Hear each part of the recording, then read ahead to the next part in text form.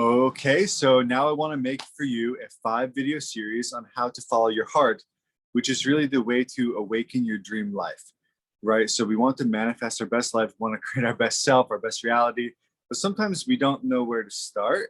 And other times we actually don't want the things in our head to conflict with a higher vision, a better vision for what we could create, right? The universe already wants for you and for all of us something amazing, right? There's divine beneficial forces, intelligent consciousnesses and energies in the universe that are trying to pull you right now into your best life. They're actually trying to help you to co-create that.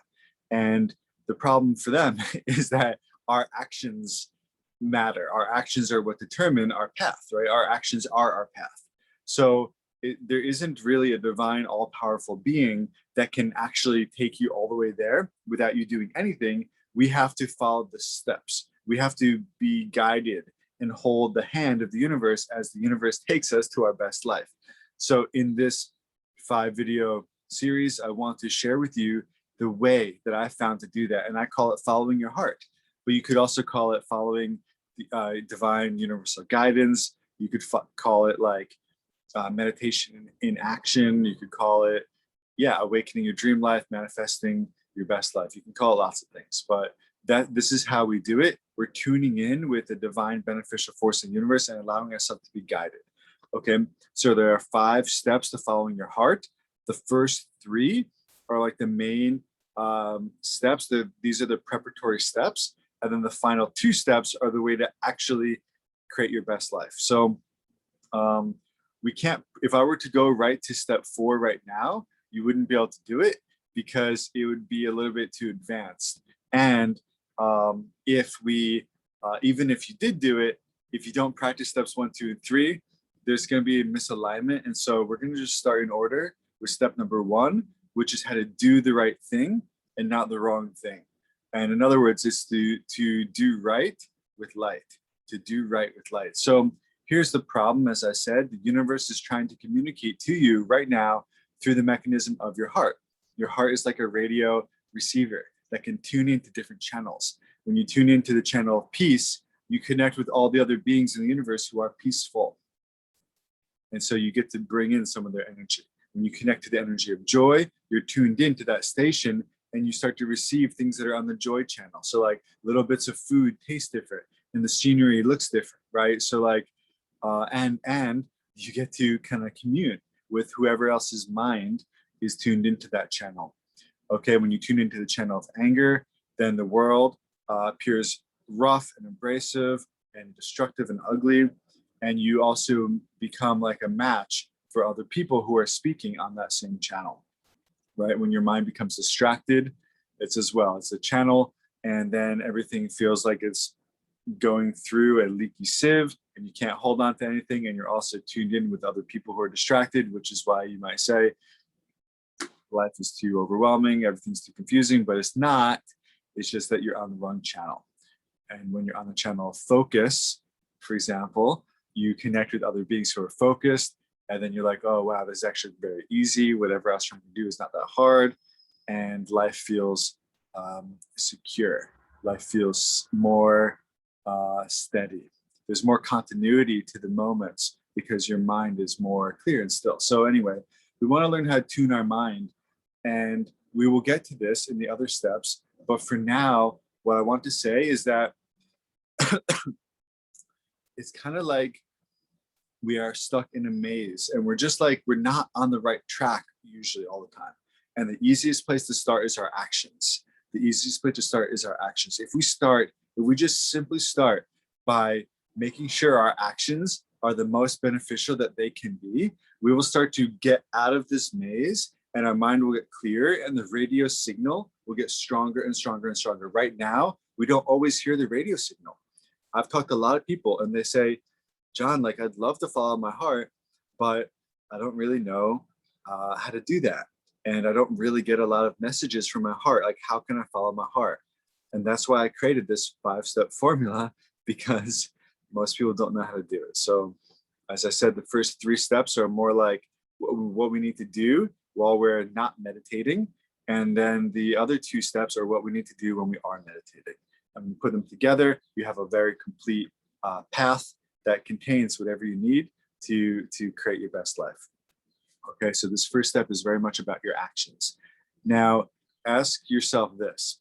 If somebody tries to have a spiritual life and they have mentors and they have guides and coaches and they do meditation and they do mantras and they read spiritual books and they have wacky mudras that they do and incense and all that kind of stuff, but yet they have certain actions and behaviors that are a little bit destructive, self-destructive, sabotaging, or just kind of taking them in the wrong direction or just downright negative.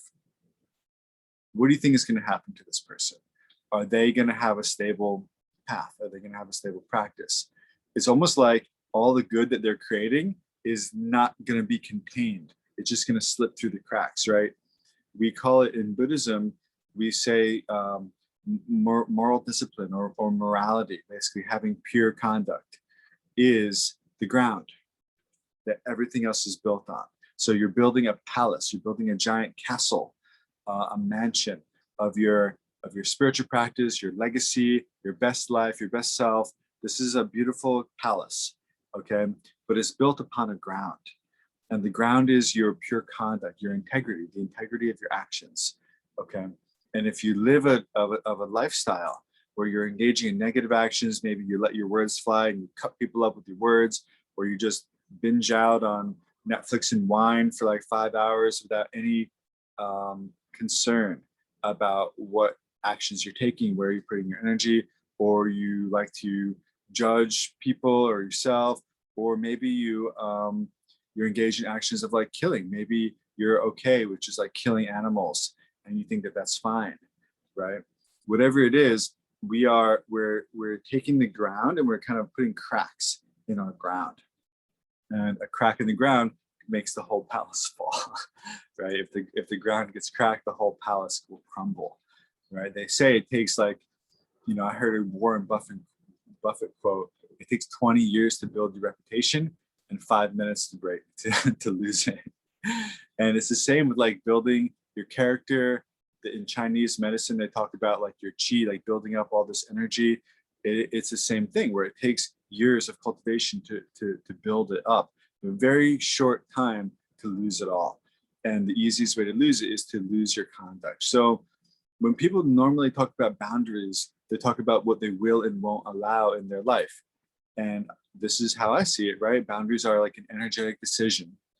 A boundary is a decision, and it feels like an energy force field, right? It's a boundary, it's a fence. And when we make these boundaries, we're kind of deciding to allow or not allow something into our life. And this is good. And the most important boundary to have is the one on our own behavior, right? So here's what I really meant. My main intention in making this as the first point is you got to think like, is there something that you're doing that you know isn't the right thing right now? Sometimes there is. And for me, I was going to engineering school and I just didn't, my heart wasn't in it. It made me more of a shell of a human being the more I did it. And I lost touch with my empathy, compassion. I lost touch with like my good qualities, and I started becoming like an empty shell and more materialistic. And it was essentially a fear-based decision from the start, which is probably why I wasn't very good. And so, I had the sense that it was not the right thing. And it took me like a year to like turn it around and finally step away from it, right? And so my question to you is like, is there something that you're doing that you know is the wrong thing? Maybe you're in a relationship with someone and you're cheating on them and you're with somebody else's partner, or you're with somebody else, or maybe you are with somebody else's partner, or maybe you're just like thinking about cheating on a partner, right? So like this is something that we have to understand is not the right thing. And it doesn't matter what you do. This is putting cracks in your integrity and your foundation. And no matter what other practices you're doing, they're going to crumble. They won't be able to last. They are sabotaged. They're being sabotaged. All your other effort is still worthwhile. Keep doing it, but it is not gathering anywhere, it's slipping through because of the crack. Okay. So this is the main point I'm asking is like, what is the next right thing for you to do? Do right with life. So it means bring something positive to your situations and we need to find a higher moral standard of conduct, right? We need to find higher principles to live by so that we're not going by just what feels good in the moment, right? Sometimes we make choices based on what feels good in the moment. Oh, this person's here, they're very attractive. I kind of have a partner, but maybe I'll go for this. Like, yeah, feels good in the moment, but part of you knows it's wrong. And here the decision is to just decide to not do something anymore if you know it's the wrong direction. And we need to find a higher thing to guide us and be like, okay, this is where I need to go. This is what I need to do. This is my direction. And in the next video, we're going to get into that, like your life purpose, your life path, finding that higher calling. But for now, we just need to get ourselves on track by thinking like, yeah, what is the next right thing for me to do? And we need to become very courageous and do it. And if there's something that is the wrong thing that we're doing, we need to get really courageous and we need to stop doing it. There's no benefit to the other stuff we're doing if we continue with this path. I promise you, this is probably the hardest and the easiest way to make your life better all at the same time. It's hard because we have like negative like gravity pulling at us, trying to pull us into the wrong paths. It's very easy. There's gravity with our bad habits, right? With these patterns that are a little bit destructive or self-sabotaging, right? Maybe it's like pornography, right? Maybe you open up the computer or the phone and it's like pornography, or maybe it's not pornography. Maybe it's like just like gossip magazines and stuff. Like whatever it is, you know, there's gravity to it. And you might think, oh, it's not really that bad. But if you check, actually it is. It is that bad. It is that bad. It's one of the things that's pulling you away from being your best self. And if you're not your best self, it's very difficult to create your best life, because even when opportunities present themselves, either you don't have the confidence to go for them, or they just don't match with you. They slip by because you're not stepping up as your best self. So, also, the amount of positive energy that we create by living with a higher set of principles is ridiculous. Is so powerful, so high, right? The amount of energy, the amount of positive momentum, just like our negative habits can have like this gravity that pulls at us. Once you get going with positive habits, they develop a momentum to themselves and an energy.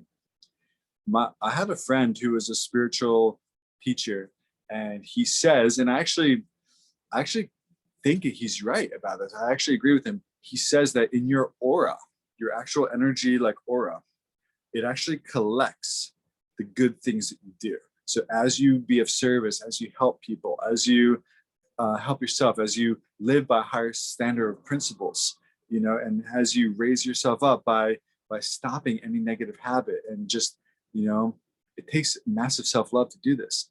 Once you do this, it actually adds energy and good things into your aura, almost like ornaments on like a tree is the analogy I'm thinking of. And it just like creates this powerful energy. And then people come in contact with you, and you probably know what I'm talking about when I say this. People come in contact with you and they're just impressed. They're just blown away, and they're just like magnetized to you. And then this allows us to be influential, you know, beyond anything you can really imagine. Like I've had periods of time where whatever I say, people say yes to, right? Where like, it's been like 3 to 4 weeks sometimes before I hear a no on anything I ask sometimes. Like I get on these hot streaks, and it's not because I'm a slick, fast talker. It's because I developed this energy, and people understand that it's beneficial, and they feel the goodness of it before I say anything. They feel the energy of it, and then they just say yes because they can feel it. They see that it's going in the right direction. Okay, and you can have the same effect on people. And I'm being honest when I say the main thing that does this is creating pure conduct for yourself, making a decision. I'm never going to do something that harms other people. This is really what it means to have pure conduct. I'm never going to do something that harms myself or others, right? And then we have self-respect, and we have respect for others. Self-respect and respect for others will prevent us from harming ourselves or others, right? And yeah, just a sense of identity. Like we need like a little bit higher sense of identity. Like I'm a person who just wouldn't do that. I wouldn't do something that hurts another person. I wouldn't do something that like hurts myself. I'm not that kind of person, right? I'm a spiritual person, or I'm a good person. I'm a good-hearted person. I'm a radiant being. Like I'm a being of light. I'm a leader of light. Like leaders of light don't do that. I wouldn't do that. I'm not going to do that, right? So developing a sense of identity and self-respect for this new identity is pretty much the best way. This is like a subtle way of adhering to higher sets of principles that we feel are appropriate, and respect for others as well. Just loving people, understanding where they're coming from, knowing that they want to be happy too. They want to be free from suffering too. There's nothing intrinsically wrong with anybody. Everybody has a pure heart. Everybody has a pure nature. Deep down, everybody's very peaceful and kind and compassionate and loving and joyful, actually. Everyone deep down is actually inseparable from the truth of reality. And if we can see this about other people, we'll never want to harm anybody, and we'll never even want to. So these are some ways that we can start with this, but it really starts with just a decision. So I'm asking you today, right now, make a decision. Make several decisions about your life. Make decisions. Every morning we should be making decisions. I'm not going to do this. If there's something that you know that you need to stop doing, and whatever is coming to mind now is the thing for you, is the place to start, is the one thing to focus on for now. And just think, I'm not going to do that anymore. I'm done with that. I'm leaving that behind. I'm not a person who would do that. And out of respect for myself and others, I'm never going to do this, right? Make that decision or promise to yourself. And that is going to build a solid foundation underneath you that you can build upon, okay? It's also like building walls to a container. Everything that we do is like creating nectar. We want to store the nectar in a sacred vessel so that it stays, right? And if you have pure conduct, it keeps the nectar intact, right? Keeps the nectar intact. This is why I've been able to stay so positive and aligned, even with less meditation in my life over the last few years, right? Right after I stopped becoming a monk, I was like not meditating that much, but I kept pure conduct to a large degree, not perfect, to a large degree, kept pure conduct. And so it kept me at a very high level, even with not a lot, even though I wasn't adding a lot of nectar into my container, I kept my container. And so I kept my nectar, right? Once the container cracks, we lose it. And you know what it feels like. Maybe if you're like me, you know what it feels like to lose all the good stuff that you've been creating. Those cracks in the container are cracks in our integrity. They're us breaking our own boundaries. They're cracks in our boundaries. There's letting our conduct get sloppy. There's letting our conduct slip and make mistakes in our actions, right, in our behavior. So I'm hoping to impress upon you in this video the importance of doing this, and I'm asking you to make a decision to only do the right thing from now on as best as you can see it. So just think, from now on, I'm going to do the right thing. Not going to do the wrong thing. I'm going to do things that help myself and others to grow. I'm not going to do something that hurts myself or others. I'm going to do right with light. I'm going to bring light to every situation that I'm in. I'm not looking to gain something from my situations that I go to. I'm looking to bring something to them. That changes the whole game. This is not just like spiritual advice. This is for business. This is for social and relationships. This is for wealth creation, and this is for spiritual practice and happiness and health as well. Just think, I'm going to bring light. I'm going to bring goodness to the situations that I go to, and I'm only going to do the right thing when I'm there, only the right thing. And this will make you the most popular person at an event. And essentially it will create scenarios where people trust you, right? If you're someone who would never harm somebody, and people through watching you and feeling you out, they get the sense of that. Because the other case is true too, right? Like if you're a person who's like very quickly would harm somebody without thinking, people sense that. And they're like, I don't know if I trust this person. They seem like they're okay to like hurt people and they don't really care. That's a good reason to not trust somebody, isn't it? And people are smart and intuitive. They get it. So if you want to be trusted, be trustworthy, which means be somebody who would never hurt others. And if you're never hurting yourself, you'll also be reliable. You'll show up as your best self as best you can. And there's a confidence that comes from being your best self, you know, the best one that we have access to right now. There's the confidence that comes from that is ridiculous. There's nothing like it in the whole world. The confidence of knowing I'm performing at my highest potential right now, right? Not my highest potential that I ever could be, but the highest I have access to right now, I'm actually there, or I'm like right there. There's a beautiful confidence that comes from that you really won't be able to get anywhere else, in my experience. So here's my suggestion. Do right with light, bring light to situations, do not harm anybody, but make a decision. And this is general advice, and you can practice this in the morning every single day. I'm not going to hurt anybody. I'm only going to do things that help myself and others. Make that decision every single morning, and then in the evening, check back to see how you did. And if you did well, celebrate. And if you messed up, don't throw it away. Don't think this is too hard. Don't think, oh, John is asking the impossible. He's like Yoda and I'm like Luke and I'm just going to give up. Don't think like that. Think like, actually, I'm just going to, you know, I did good that I tried. I'm just going to do better next time. Like, it's easy to forget. It's easy to forget. We need to let ourselves off the hook a little bit. Let ourselves off the hook a little bit and just be like, I understand that I'm not perfect. I'm going to slip up. So we give ourselves permission to like make mistakes, and like that doesn't make us off the path. We're on the path because we decided to do this, and then we just correct. We're correcting, and we might become more aware now of mistakes that we're making, but it doesn't mean that we're slipping up more. It just means we're more aware, which should be celebrated, right? So stay on the path. Don't throw away this exercise just because you slip up, because everybody slips up, especially at this. This is this is where the rubber meets the road. This is the good stuff, right? And I said it's the easiest way because it's simple. And if you do it, when you do it, the amount of positive energy you experience is going to be unlike anything you've ever felt before. And the absence of negativity is going to really impress you. And hopefully you don't forget that this is the reason why you feel so good and you don't feel bad. So in 2-3 weeks time, after you've been doing this for 2 to 3 weeks, you're going to feel very different and very amazing and very good. And you're not going to be feeling bad. And you may be wondering, why do I feel so good?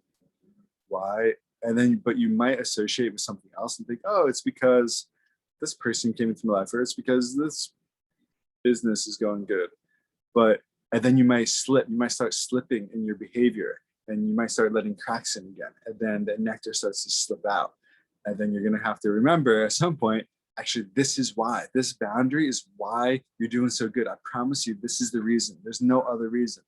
This is one of the most powerful spiritual practices in the world. And it's the most essential one. In the beginning, there's nothing more important. Actually, for the whole time, there's nothing that we can accomplish without this. It's like trying to get water without a bowl.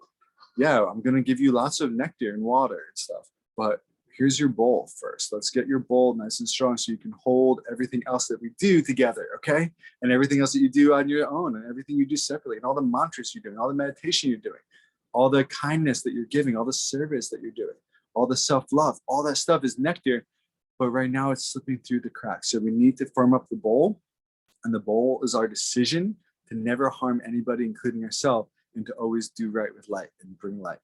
Okay, that's your decision. And self-respect, respect for others, is going to really make that clear and strong.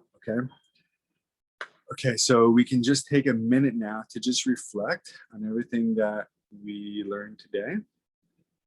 Anything that you want to take away with you.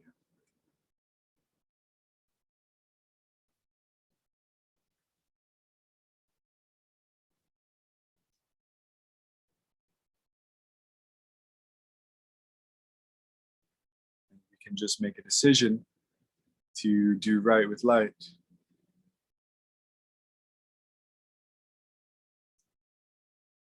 We make a decision to respect ourselves and others.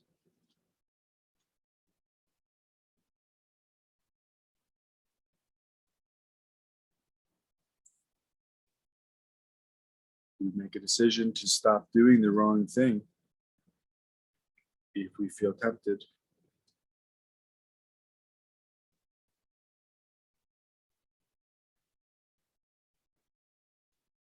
We make a decision to always do the next right thing.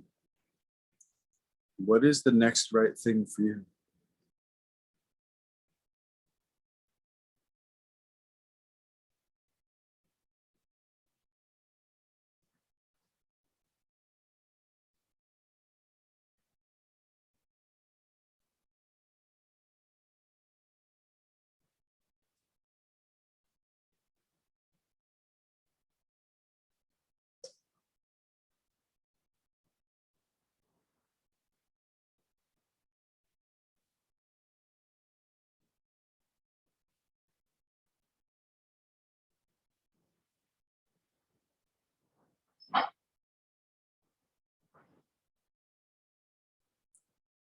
What is the next wrong thing that you're going to avoid and say no to?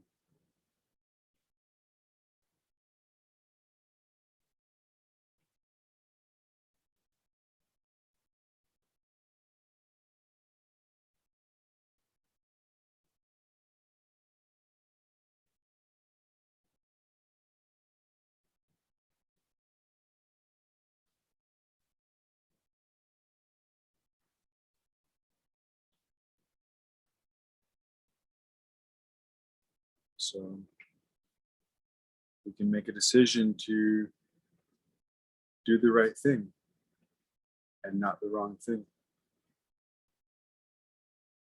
Hold this decision in your heart.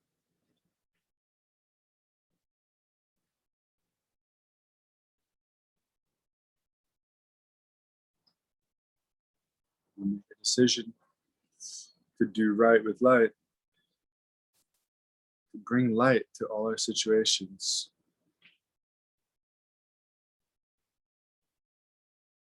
And we decide to practice this in the morning to make one powerful decision about our life in the morning for what we're going to do or not do during the day.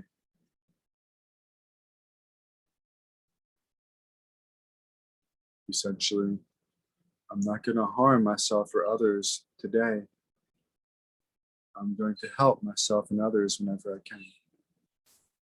So that's general, but if there's a more specific version for you in the morning, just make that decision each day for one action you want to do or avoid.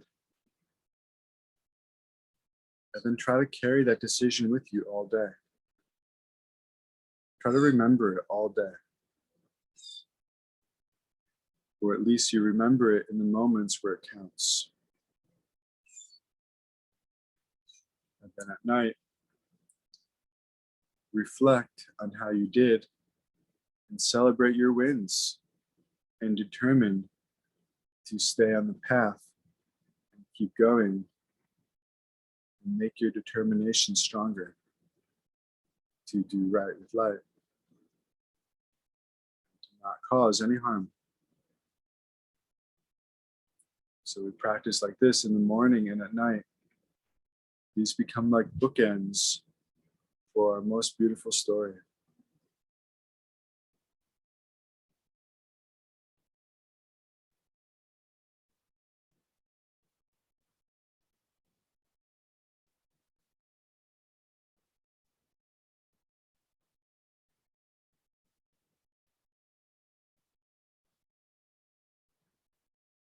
When we're ready, we can begin to open our eyes and relax our concentration.